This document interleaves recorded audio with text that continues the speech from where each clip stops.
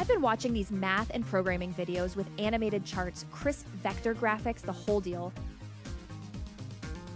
I want to make those. So this series is me figuring it out step by step. Hey gang, it's Katie. Welcome to part 0 where we set everything up.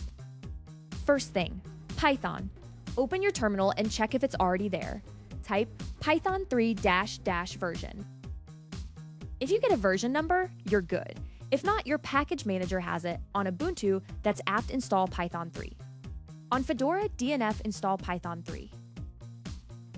No sudo, no problem. Run curl-L pynv.run pipe bash. That installs Python in your home directory, no root needed.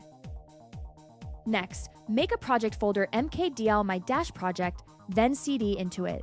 Now set up a venv python 3-mvenv backed vend, then activate it, source.ven/bin/activate. Now the good stuff. Pip install numpy, that's your math engine. Pip install matplotlib that draws the charts. And pip install minim, that's the animation library. It's what makes things move. 3 commands, 3 libraries. That's part 0 done.